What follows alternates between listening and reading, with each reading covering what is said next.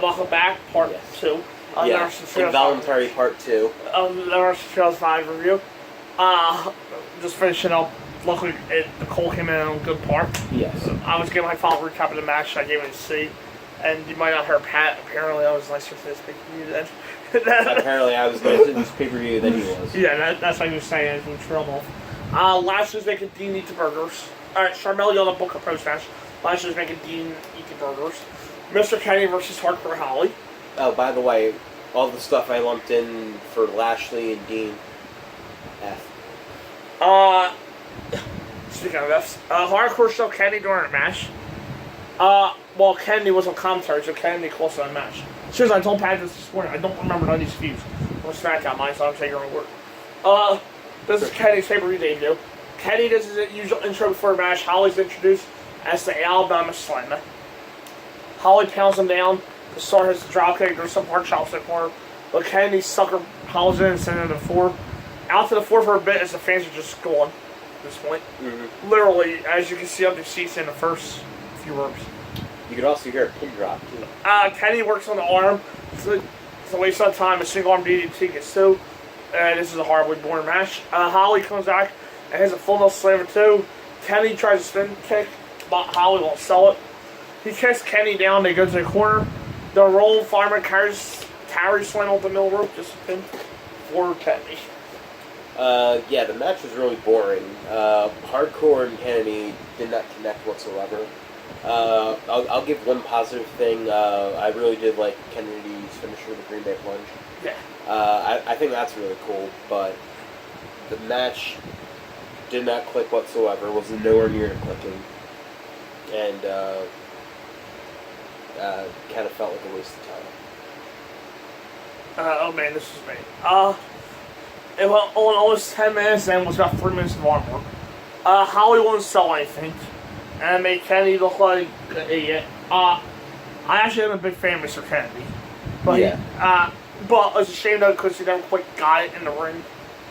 Not in the ring, but I mean like he never could quite keep his momentum going. Yeah.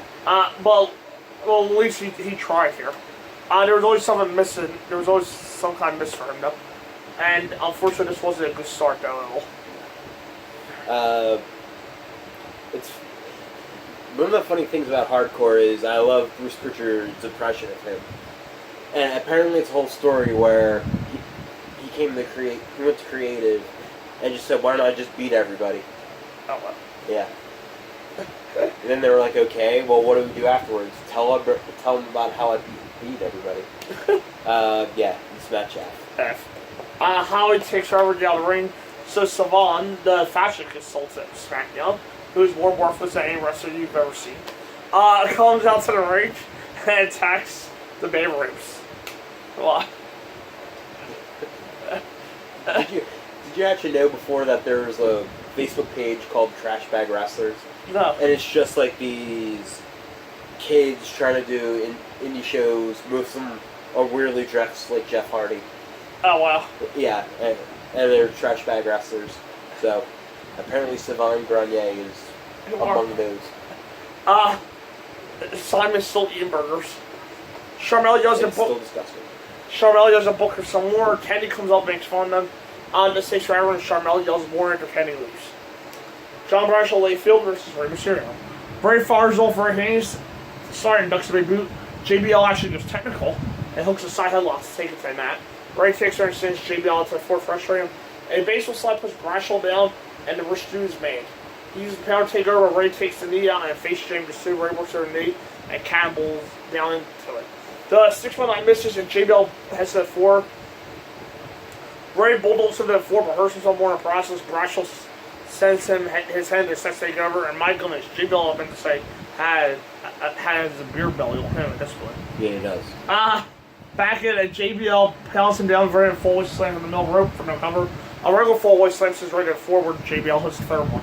Back inside, the slams get two. Time for a beer hug. The match has been pretty slow paced. There isn't much of a story to it either, so it doesn't really draw the fans in that well. JBL puts on the ropes, but Ray comes back with a tornado DT. Ray speeds things up and hits a Bronco Buster, but Jillian gets up for a distraction. JBL almost hits her, but puts on the brakes, only to walk into a moonsault press for two. Ray knocks her in the ropes and it's a 619, but the West Coast Pop misses and a clothesline ends this. To me, I actually thought this match was pretty good. Again, it was better than I expected. It was a lot better wrestled on JBL's side than I expected. Yeah, the match did start off slow, but I think it picked up, and it picked up obviously where Ray came back for the babyface ending. And JBL's clothesline from hell may be wildly underrated as a finisher. Because in this match, he legitimately looks like he takes Ray's head off. Yeah. Just how hard he hit him. But I felt that the ending of this match come up a lot better. It's actually my match of the night. Oh, okay. Not a big match on this part, but for me it was a pretty boring.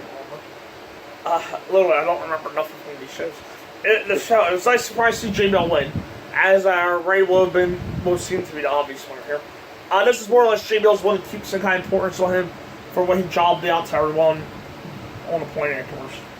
I gave the match B. C-. That'd be very nice to see. Someone gets fired on Raw tomorrow.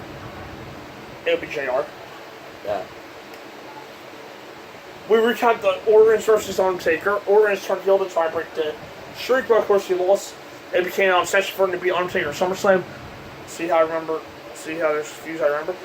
Taker came to revenge, the caskets were brought in. There was Undertaker mannequin, the casket was Spear Taker, according to Randy. Tonight's handicap casket match with Taker against the Ortons. Undertaker was Bob Orton, Randy Orton. Both Ortons had to go in for Undertaker win. Taker gets the full drill entrance as they bring out the casket. He then gets his own entrance to really fill in time. Taker controls the punch at start, knocking both Ortons around. Then the numbers take over so the Ortons control the punches. Now Taker comes back and knocks them both down. He manages to throw Bob in the casket, but Randy first Taker leads first in the steps. Undertaker's for the casket, but gets out with you guys that punches.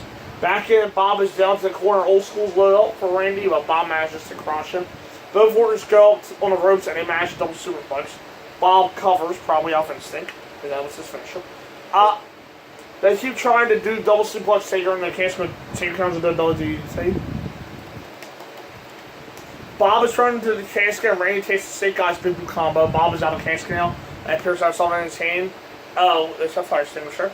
Randy has a backbreaker ring and we go outside. Randy jumps on the apron but gets ran back first into the pole. A big cheer shoved it back with Randy in and Bob gets caught in a triangle choke. Taker finally is Bob in, but Randy gets up and knocks Taker away. All three in the casket now as the younger guys stand up and brawl. Not Bob. Taker knocks Randy out and slams the lid on Bob. The announcers talk like that eliminates him, but there's been nothing that implies that he will be out until now. Randy low blows on Taker, has the power slam. Randy opens the casket, but takes a low blow as well. Taker pounds him some more, but Randy hits the drop kick in the gun corner. Randy, ever the idiot, puts himself in a position for the last ride. Taz shouts, why did he do that? Last ride kills Randy, but Bob pops out of the casket with the fire extinguisher. A blast to the eyes that Bob allows Randy to hit the RKO. Bob tries to roll Taker in the casket, but Taker grabs him by the throat. Randy pops up with the fire extinguisher to the head and Taker's not in the casket.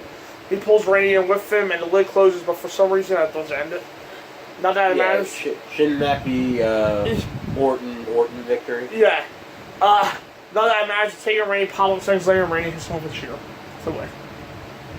Like I could see that one because Shawn Michaels and Taker did that same spot. They got put in the casket match in right.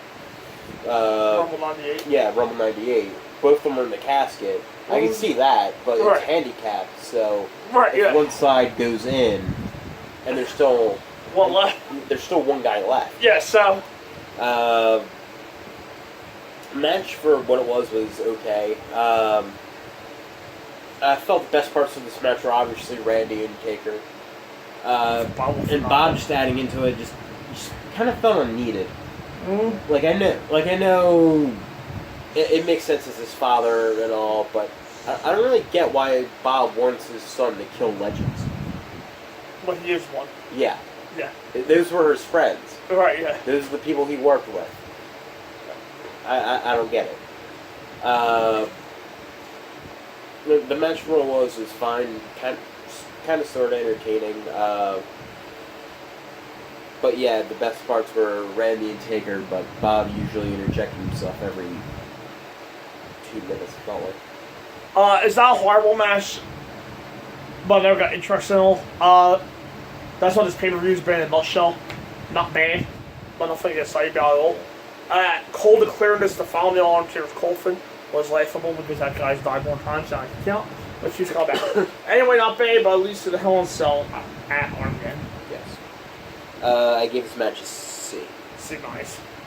Post-match, the Orioles do the Royal Rumble 1998 thing where they hacked open the casket and poured gas and then light it on fire. Taker will come back to Star Series to have a cell match Armageddon in the Ball of Feet. WrestleMania's in Chicago, if you want to go. Yes. Taz and Cole told about how serious this is and how you can smell the gas and the smoke. Now here are Mexicans on lawnmowers. Yep. Cruiserweight title, moving to Guerrero versus Nunzio and passing St. Brendan. Which one? Which one do you want to be, Nunzio or Brendan? I'm going to go Nunzio. Okay. Yeah, sorry if you're watching the show and Brendan. I may have cousins watching this. I don't know. I'll probably get my ass kicked next time I see them. For real? Cousins watch? I don't know. They follow me on social media, so. I think might. So they probably do. Or they might, who knows. Well, you should never told me that you're right. You know that's on you. Because I don't make your hand. Yeah, you have. No, you didn't. No, I didn't. That's was any graduation party. Nope. A On little side note for you guys. yeah, she was at Pat's graduation party 4 years ago. I'm sure you guys can. His Aunt Helen wants that shit like Yes. that. Just sit there. Now we got that all out of here. There you go. If you're all wondering who was at my graduation party, Pal remembered those people before. I had, yeah. So now we cleared out. Nunzio is defending after Hoovy won Battle Royal. Look at these backstories. The attempted murderers are going to be talking on WWE.com if you're interested. The Mexicals at VO on the floor. Hoovy gets 3 covers inside 20 seconds. Nunzio gets some rolls as well as a standoff. The crowd's pretty quiet for this. A head scissors gets 2 for Hoovy. Taz was all shocked and serious for a few minutes before. It's making juice jokes. Nunzio takes to the mat with a surfboard hole as Taz has to remind himself that there's a match going on. Roll up gets 2 for Hoovy. They both go up and both hit face jams to put both guys down. They spread things up again and C dropkick gets 2 for Guerrero. And Verbal Powerbomb gets 2. Hoovy tries to toss that flip but gets shoved off. So he head scissors VO instead. Top row across body go 3 for 2 for Nunzio. But he hits the Hoovy driver a few seconds later for the pin and the title. It was sort of the typical cruiserweight match of this time, of every cruiserweight match I've seen from around this time. That didn't include Ray. It was well wrestled, but it didn't really interest me at all, and it didn't really. The action they did didn't warrant anything to gain my interest. The wrestling was okay, but it just didn't connect with me. I feel sorry for the guys in matches like these. No one's interested in seeing them, and probably even fewer pure who wins. Yes. This match is background noise while the fans catch their breath before we get to the main event. That being said, the match was not interesting at all, as Cruiserweight title was long since dead at this point. I gave it a D. D+. The Mexicals do an interview in Spanish, and Simon finishes the burgers. Well, Lashley says I was on 19. Lashley pulls out one more huge one, but Simon gets sick, and we really need the whole show for that payoff. That's why I gave it an F. We recap the main event, which has a little story to it, besides Undertaker and Organs. A says to our respect, but no one won. This resulted in a time match with A and Batista versus M&M, where A hits Batista with a chair but claimed it was accident. Batista said, "You screw me, I'll end you." There you go. Side that world title, A Guerrero versus Batista. A takes into the match start, and Batista was a bit surprised at his speed. Those in corner roll, powers out. For some reason, A tries tests his strength, and down he goes. He climbs the ropes while still in the grip, but Big Dave throws him down knees, and A bails for a bit. Back in, Batista grabs a headlock. A sits in the corner and is right back to the headlock. A tries to escape with a top wrist lock, but there's too much. Batista, the headlock goes on again, but A gets to the floor and grabs a chair. Batista grabs him by the throat and says A wants to screw him with a chair. A goes to someone on top and hits a frog splash in the back for a close suit. That was out of nowhere. A works on the back in the former biceps when Batista comes out of it. Guerrero has a dropkick to the back and hooks Hank Wilson Crab to put Big Dave in even more trouble. Batista takes the ropes, and A goes to the corner, steals the tag rope. He drops another dropkick to Batista in the face instead. Nice guy. Also a camel clutch, but as the backwork continues, now it's back to the biceps, but Batista stays up and hooks the bear hug, which is quickly broken. Batista charges out to him, but A dropkicks the knee out and tries to Texas clear relief. But Dave is all like by the power of Malenko, because that's Malenko's move. It counters in a small package before it's on. Into the corner, A jumps over, Batista stumbles and runs into the referee. A gets cheered but throws it down, starts swinging it. Batista sees the chair and just all ticked off. He goes into beast mode, or Brute mode, and he runs over A with his power game. His back goes on the Batista arm, so he has to sell for side buster. That gets delayed too, and A makes the comeback, doing his dance and hitting the Three Amigos. And Batista avoids the splash and his second spine buster retains the title. For some reason, I didn't feel like Eddie and Batista clicked in this match. Granted, there wasn't really much to bite onto in the story. Besides, Eddie may or may not be a face. Right. But there didn't really seem just a lot of interest. There didn't seem like any interest from the crowd. The crowd seemed pretty flat. Mm-hmm. And for some reason, the match kind of sort of also got affected by that. I guess Eddie trying to pull something out, but just nothing was working, or whatever you think. Mm-hmm. Or the story itself wasn't all that intriguing to begin with. Yeah. This wasn't a bad match, but I never got to the point where I was wanting to see what happened next. Yeah.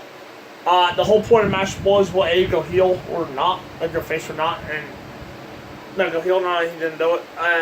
It making the whole sort of match kind of dead. Close 1-1, no one. I don't want to say A is a real threat to the title at this point, but it was more so the role Batista was on at this point. It wasn't a bad match at all, but it's certainly not something worth watching either. The story is that A will won the title on SmackDown 2 days later. 2 days later he died. So this was just the start of a bigger story. Yeah. My grade for the match, I gave it a C. Because I've been grading nicely all night. This was my match at night though, because I thought it was the best wrestling. A C+. Good. My overall for the show was a C-. There were a couple good matches I felt. I don't regret watching the show. Like it wasn't necessarily a chore to sit through for me, but it didn't necessarily want me to keep watching. It didn't necessarily intrigue me to keep on watching. It was sort of in between, and probably not as memorable as you'd like it to be, especially at that time period where you're paying $30 for a pay-per-view. Yeah, it's for the HD, so you have about $35 share. Yeah. So I could see why people are not big fan, wouldn't be a big fan of the show coming from that time period. Yeah, before I go on a roll post-match, A all for the handshake, and Batista actually accepted it. Batista turns like A, gives him an evil smile, which Batista doesn't say. Overall for me, D+. The show's much like the main event. Not bad for the most part, but I would have felt pretty let down after the show itself. It's a match, the main event's a match that would have been perfect for like the In Your House treatment back in the 90s, in terms of the story. As this isn't really an A-list main event, considering the A-list talent in the match. Coupled out with a lot of fill matches, like the 6-person and the Kennedy match, there's not much of a need for this to be a 3-hour show. It passed 2 hours and 45 minutes, but there's no reason to watch this at all. Now we choose our pay-per-view, our retro show for next week. Okay, whose pick is it? Mine or yours? Yours. Alright, here we go. Hell in a Cell 2015, the storied rivalry between Brock Lesnar and Undertaker comes to a dramatic conclusion inside the Hell in a Cell. And by the way, the reason of our hesitation was it's called the Final Showdown on our randomizer. Why is it called that? We're not going to tell you Yes. because we don't know. And by the way, the description is what the notes are literally. So Okay. I couldn't tell you more about this pay-per-view if I wanted to. I'll tell you more about it. How's that sound? If it lives up. There we go. Okay. Alberto Del Rio versus John Cena for the United States title. Alberto's return. Yeah. Hell in a Cell match, Roman Reigns versus Bray Wyatt. WWE Tag Title match, The New Day versus the Dudley Boys. WWE Divas Title match, Charlotte versus Nikki Bella. WWE World Title match, Seth Rollins versus Kane. WWE Intercontinental Title match, Kevin Owens versus Ryback. And the main event, Hell in a Cell match, Brock Lesnar versus The Undertaker. So there you go. There you go. And now you know. And knowing is half the battle.